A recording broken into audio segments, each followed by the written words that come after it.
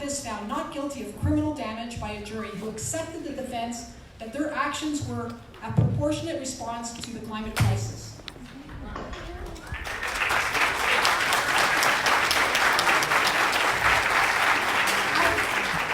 After the success of XR's International Rebellion in April, when over 1,100 activists were arrested over 10 days in London, UK, he is planning further civil disobedience in the autumn in support of XR's three demands: to 1, tell the truth; 2, act now; and 3, beyond politics. And just before Roger speaks, I wanted to introduce Soren, who's one of the organizers of Animal Rebellion. Hello.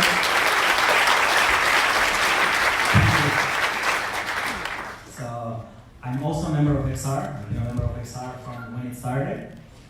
Inspired by that, I have joined Animal Rebellion as soon as I heard of it. And Animal Rebellion is part of a movement of movements that acts in solidarity with Extinction Rebellion. And it's an alliance of the willing to do something to avert the climate catastrophe that is coming. I believe, I invite you all to go on Animal Rebellion Canada and join. I'm very passionate about it. I believe it is this movement of movements is the one that has the chance to save the planet. And Animal Rebellion wants to bring forth the end of animal agriculture, the end of industrial fishing. That's all I have to say. Thank you very much.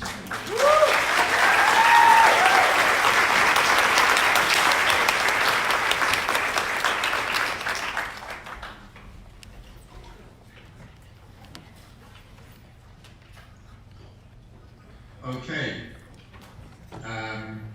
Can everyone hear me? That's great. I'm sort of in this room in London in the UK, so it's always a little bit weird talking to people on the other side of the world. But yeah, that's good.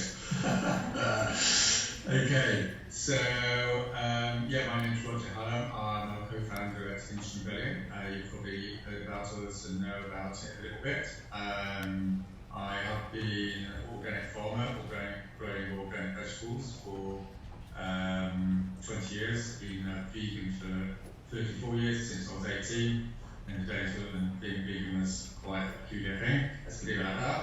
And for the last 5 years, I've been studying part-time how to cause trouble effectively, as the phrase goes, at King's College in London.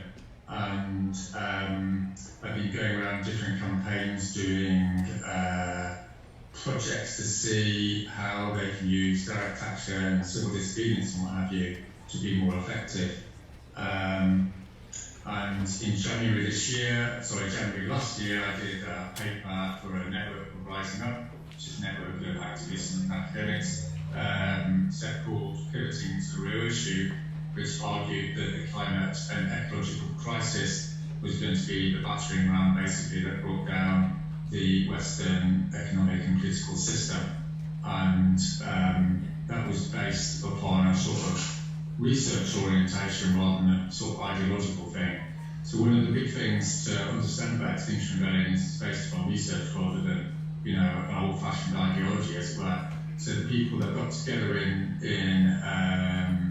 Rising Up were basically all heretics from social movements who decided over the last 30 years we have, if we're honest with ourselves, miserably failed to do anything about the corporate state or anything about the major sort of global suicide project, which is the fossil fuel economy. And that made us think really hard about what is successful and what isn't successful. And I'm going to run through some of the key elements of what is now necessary if the younger generation of this planet are not going to go to early death.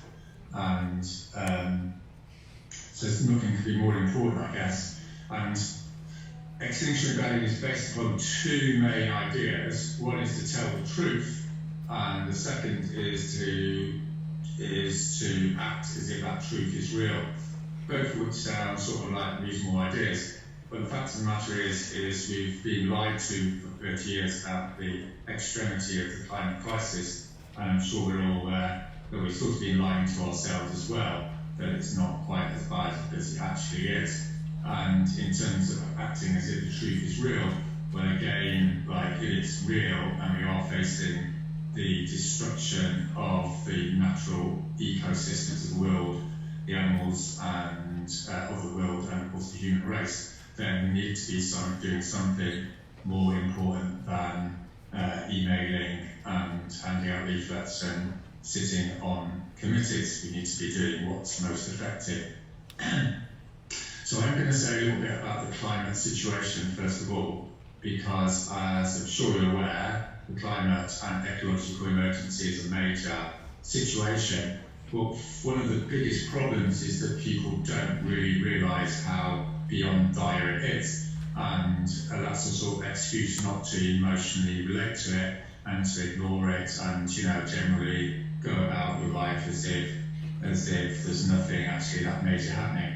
Unfortunately, there is something major happening, and it is beyond bad, and that's mainly due to sort of 3 killer facts. There's lots of complicated things about climate change, as I'm sure you're aware, but there's some things which are just like in your face, like beyond awful, and I'm going to go through them just so you sort of know what we're talking about here. If you don't know what we're talking about, then we're not really going to have a big motivation to do what's necessary, which I'll come on to in the second part of my talk.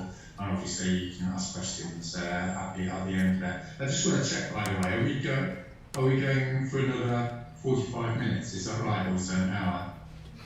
Right up to the hour, Roger. So I've got 45 minutes left, is that right? Yeah, that's about right. Yeah, cool.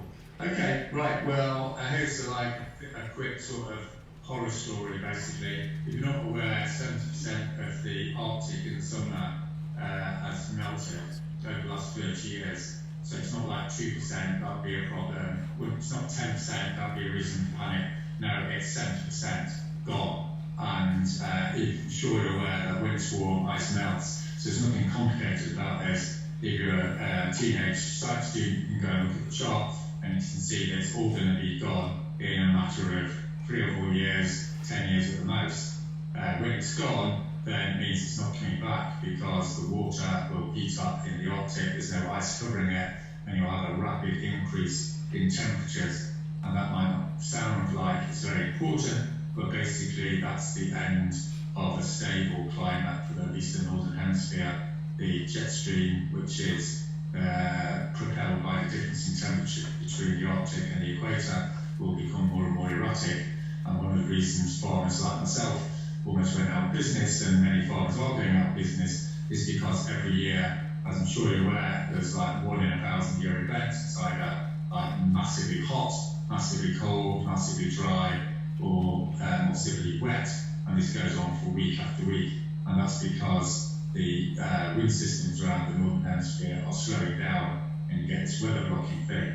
So that all sounds very technical, but I can tell you it's not technical at all. As a farmer, if you can't grow food, there isn't food to eat, and if there's not food to eat, you're looking at starvation. And if you're looking at starvation, you're looking at social collapse. And that's what we're looking at in the next 10 to 20 years. There's a sustainability professor, for instance, that I know, who predicts mass starvation in Europe in the next 3 years. And that's because last year, food production was down in North America, Europe and Russia all at the same time by 20% because of extreme weather conditions. Where I come from in Wales, it didn't rain for 12 weeks, which is completely off the charts. So that's the first thing to consider. The second thing to consider is the temperature has gone up by 1.2 degrees centigrade before this pre-industrial times. I'm sure you're all aware there's this mass pollution thing called Paris Agreement, which pretends that we're going to stay below 2 degrees centigrade. Unfortunately, that is not the case. If you look at scientific literature, if you've got carbon into the atmosphere, it takes 10 or 20 years for it to filter through into higher temperatures. So we've already got 0.7 degrees centigrade already locked in. It takes us up to 1.9. And another inconvenient truth is that even when we do get rid of fossil fuels, the pollution that fossil fuels create will stop shading the sun's rays when it's in the atmosphere, and it will disappear, the pollution, and that will let through more of the sun's rays, and we're looking at another 0.7 degrees centigrade that the world's going to warm up, possibly up to 0.7. And then recent research you may have seen in the Guardian newspaper is that when you heat up the earth, you heat up the soils, and that emits more CO2. And we're looking at 1 degree centigrade of locked-in warming by 2050, simply because of emissions from the soil and degraded forest and what have you. So that takes us up past 3 degrees centigrade. So God knows where we got 2 from. At 2 degrees centigrade, it's 4 degrees at the centre of continents, and that means you can't grow grain reliably. And that means one thing, which is massive food shortages and global starvation and social collapse. So in case that hasn't really woken you up, the third way of looking upon it, which is pretty airtight, is how much CO2 there is in the atmosphere. Well, there used to be 280 parts per million, and now there's 415. Only a few years ago we were told that 350 was the maximum we should go over, but it went up by an all-time record of 3.5 parts per million last year. So it means we're heading up to 450, but within 10 years. 450 is the equivalent to 2 degrees centigrade. 2 degrees centigrade is the gateway to hell. So we're 10 years away. That's all we've got. And in case we haven't quite grasped the enormity of this, the latest research from independent institutes coming out around the world is that we're heading up to 560 in the next 20 to 30 years. 560 parts per million, they reckon, is the equivalent of 5 degrees centigrade. 5 degrees centigrade is the equivalent of 1 billion people left on the planet, which implies that 6 or 7 billion will have been slaughtered in war or starved to death. So we're looking at something that is beyond the imagination, traumatically awful. So that's basically the hard truth of the matter, right? This is hard science. Those are the maths. The maths are brutal. Basically, if nothing particularly dramatic happens, then we're going to see the mass starvation of the human race, and mass starvation, of course, of the animal kingdom, and the removal of most of the species that walk the planet, the acidification of the oceans, and the collapse of marine systems that is already well underway. And one of the things which Extinction Rebellion is sort of trying to bring to the global attention is this is not just about polar bears and all the rest of it. It's basically about social collapse. It's about the collapse of living standards, collapse of house prices, collapse of education, collapse of political order. It's talking about chaos on the streets. We're talking about civil war. We're talking about the rape and murder of millions of people. This is what's coming down the line. It's well documented. It's been talked about since 1990. There's no surprises here. The only surprise is that we haven't done anything about it. And now, as I'm sure you're aware, everyone's waking up to it because it's there every week, every month in the news, like extraordinary forest fires, extraordinary droughts, extraordinary heat waves. So what does this mean? I mean, I think what it means for us in the UK and Extinction Rebellion is it's over, right? And unless we start getting serious, we're going to be dead. You know, Extinction Rebellion is about telling people the truth in a blunt Anglo-Saxon sort of way. It's not about giving, like, you know, euphemistic lectures that we've had for the last 30 years. And one of the reasons we've grown to 100,000 people in 9 months is because we just say it how it is. Because we really can't be arsed lying, and we can't be arsed like putting it in posh language. It's like, you know, the situation's fucked. That is it. I don't know if that's dawned on people in Canada, but it's dawned on us, right? And what does this mean? It means something massive to social movements. And basically, the situation is, if social movements don't work together, then we're all going to go down together. You know, we work together or we're going to die together.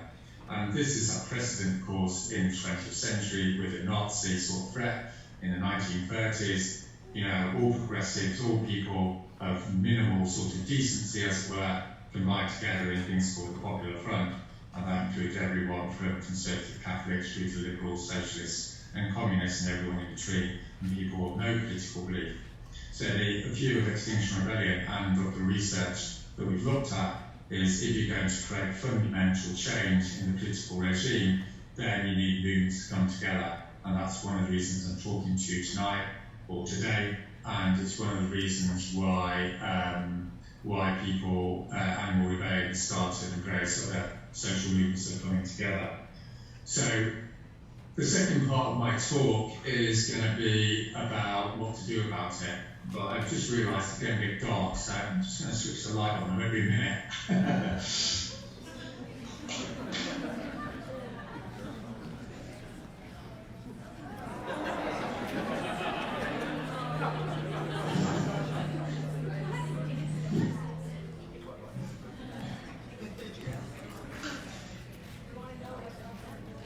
Okay, so what to do about it? As I said, Extinction Rebellion is based upon social scientific research on the most effective way to progressively change a society in the shortest amount of time. So the first thing to say is, if you want to change a society in a crisis, there's no point going after individual bad guys, right? Like companies or farms or whatever. That's what we've been doing for 30 years. If you want to change society fundamentally, you have to change the rules of that society. And in other words, the whole legislative structure. Instead of closing down, a factory farm, basically you have to get the state to close all factory farms down in one go. Now, how do you do that? What you do is you have to focus upon the government. So that's the first thing we've woken up to, is we haven't got the time to go after individual companies. We have to go after the government, and we have to take control of the state, or at least influence the state to such an extent that it brings about this massive transformation. So how do you do that? Well, there's something called a civil resistance model, which has been perfected in the global south over the last 50 or 100 years. And this is the most effective way of fundamentally changing regimes and or bringing regimes down to be replaced. And again, this is like a social scientific thing, it's not a revolutionary ideology thing, it's not made up, at the back of an envelope or whatever. This is a function of systematic research, looking at all the rebellions, all the uprisings that have happened since 1900. If you want to check it out, you can check out Erica Chainworth, Why Civil Resistance Works, if you want to book on it. But there's related research and research I've done. And there's variations on the theme, but this is a short talk, so I'm just going to get straight to the point, right? In an emergency, when the whole of the ecological system is about to collapse, there's one thing that you need to do, and that's to go to the governing cities, the capital city, all the major cities, in large numbers, not millions, but tens of thousands. So that's the first thing you have to do. You have to go to the capital city, all the major cities, because that's where the media are, that's where the elites are, where the governments are. In other words, that's where you're going to get noticed. Okay. Second thing is you have to break the law. Right. This is one of the biggest Rubicons that everyone's dawned on everyone. Is the days of doing A to B marches are over. Right. People have been doing that for 30 years. It doesn't work.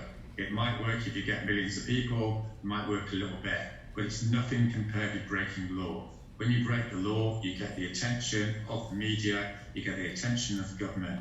The most effective way of breaking the law is basically to block the centre of that city, sit in the roads, set up encampments and all the rest of it. The third thing is, and this is the other really big lesson, is there's no point doing this sort of thing for one day. One day is nothing. It means you block the city for one day, you get the headline, everyone goes away, they think they've done a great thing, but no one's bothered, right? Because you have to do it day after day. If you want to bring down a government or force a government to change or a big institution to change, it has to go on day after day. And a lot of the revolutions that have happened, the non-violent uprisings in the global south, usually take 1 to 2 weeks in order for something big to happen. So it doesn't take a long time, but it's more than a day or two. Also, it's good if it's cultural, right? One of the big problems with political activists is they're all a miserable lot, as it were, and they don't believe in having fun, right? If you want to build a mass movement, you've got to make it fun. If you saw what we did in April, there was a little bit of Glastonbury in central London, there was stages, there was music, there was workshops, there was camping, people went around and did art. Art's a massive part of this. if you want to attract lots of demographics and all the rest of it, young and old people, then it's got to be interesting, and that relates to another point, which is it has to be a mass movement. Most of the social movements last like 20, 30 years, been quite snotty. I'm sure you know what I mean. Like if you're not good enough, if you're not good enough vegan and all that sort of thing, you can't be part of my tribe. Those days have gone, right? If you want to have a mass movement, you've got to be welcoming, you've got to accept difference, you've got to accept people from different cultural groups, different regions, different backgrounds. It's like we're all in this together, because if we're not in it together, we're going to die together, and that's where we're at. This is the reality. So that's what we did, as you may know, in April this year, and it made a major splash, right? After 30 years of people hardly talking about climate change, it was on the front pages of newspapers, it was in the international media, like we had 1,200 arrests. That's more arrests than at any civil disobedience event in British history. We got to see the major politicians. It was like a massive success. And since then, 67% of the British population agreed there's a climate and ecological emergency. So it's not like unknown why that happened. It's because we followed the literature, we were smart, we did what is works rather than what we normally do. And that's the big point that I'm trying to make tonight. If you want to be effective, we need to start being smart and doing what works. Okay, so I'll say a little bit about the theory of it, and then we'll have some questions. How about that? So the reason why civil disobedience is effective is for two main reasons. First of all, because of disruption. So one of the biggest problems, as I said, with social movements over the last 30 years, that they haven't believed in a disruption. I'm sure you'll probably know all the NGOs are going to organise a big global day of action on the 20th of September, right? It doesn't matter how many people we have in the street. We had a big experience of this in the UK in 2003 with the Iraq War. Like 1 million people went into the street and then they left the street. Like nothing happened. This is not surprising, right? When you're dealing with entrenched powers, I'm sure many of you know, nothing works unless you're causing disruption. And that disruption has to be on a mass scale. That's what gets you the eyeballs, it's what gets you in the media, it's what gets people annoyed.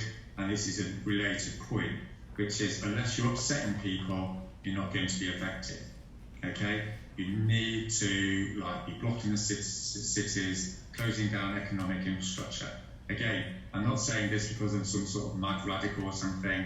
I am a radical guy, but it's neither here nor there. I'm telling you this because it works. Okay?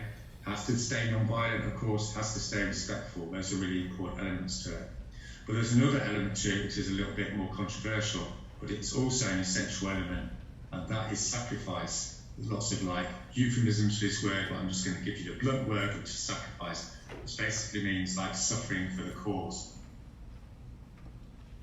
So how does this work? This is the central element in non-violence theory. Non-violence theory is not sentimental. It's not about being ethical or moral. It's about working out a method of political struggle that works. And the reason non-violence works is because of what's called the backfiring effect, which goes a bit like this. If you go and block a city, then it's likely the police will drag you off, and they may even be violent towards you. That's not a bad thing. In conventional viewpoint, that's a bad thing, and everyone gets angry with the police marking. When non-violence theory, that's part of the process. Why is that? Because if you get thousands of people arrested, then people stand up and take notice, because you're walking your talk, because you're suffering for the cause, and because in a dignified way you're allowing yourself to lose your material and political privileges, otherwise known as getting arrested and ultimately going to prison. That's what makes people think about it. And they might say something like, well, I still think they're twats, but I admire them, they've got guts. And if you've got that far with people, then they'll start saying, well, I don't really agree, with them, but they're great people or something like that. And sooner or later they'll go, actually, they're right, and I'm going to go and join them. So it's a bit like a sort of conveyor belt. The population sort of moves in your direction to the extent that it causes mass disruption, and to the extent that that you're engaging in a sacrificial orientation. So This is if you're familiar with Martin Luther King's campaigns. They specifically chose really sort of fascist sort of citizens in the American South to go and do their campaigns. Why was that?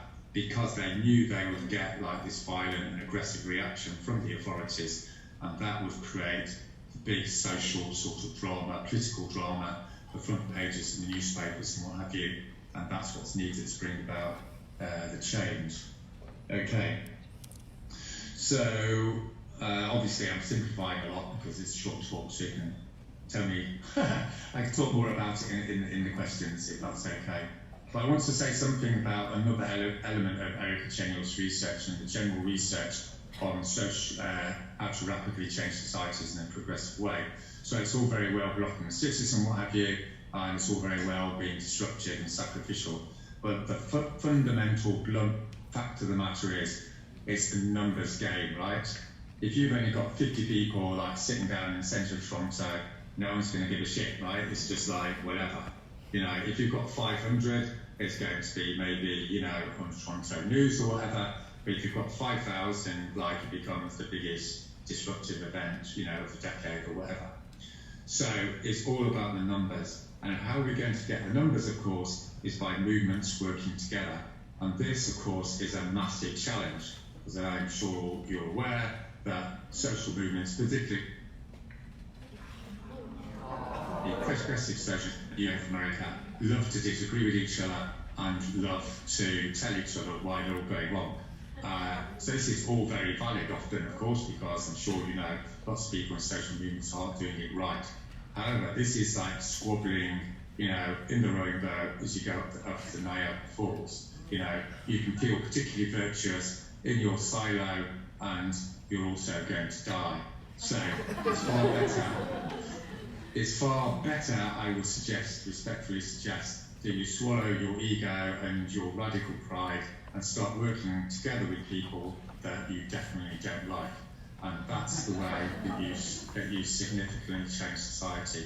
So my friend Chris Hedges, who you may know, has got a phrase which goes something like, when people who hate each other combine together for the common good, that's when you create radical political change. So that's the challenge we've all got. And there was 50 animal rights movements, representatives of animal rights movements in the room 2 months ago in the UK. I gave them the spiel about the dire situation with the ecology system around the world and what have you, and they all sat there a bit like you in some sort of semi-shock, and then they all said, right, what have you got to do? And I said, we've all got to start working together. So, miraculously or not, all the animal rights movements and all the animal rights organisations in the UK have got with the programme, the penny's dropped, everything's fucked unless we work together. And so, guess what? We are working together, and we're all having the same.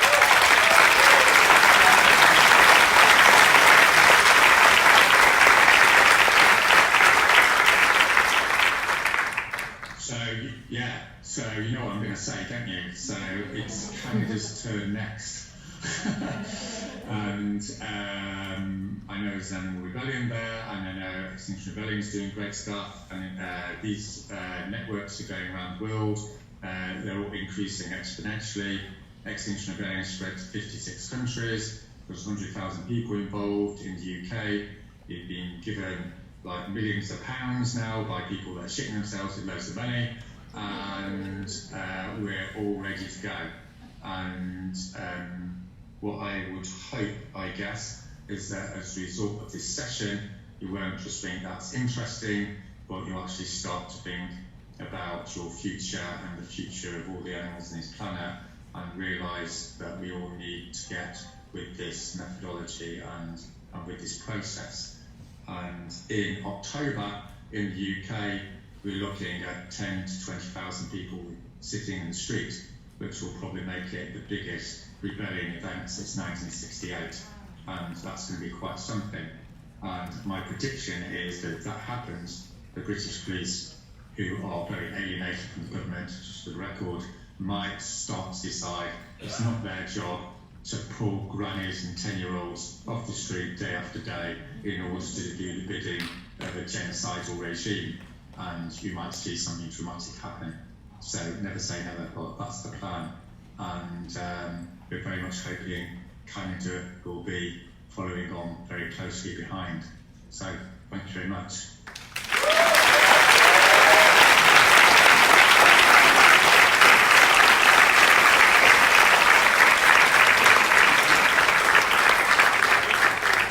All right, everybody. That So was we've got a lot Roger of time for questions, which Hallam is fantastic. I think the best way to Hallam, do it I'm would sorry, probably be if of folks Extinction start forming a Rebellion, the lineup founder, here, who's also vegan. so that I don't have to repeat the And question to we will Robert be and back Liz. with more from Jane Unchained News in Toronto at their Animal Liberation Conference.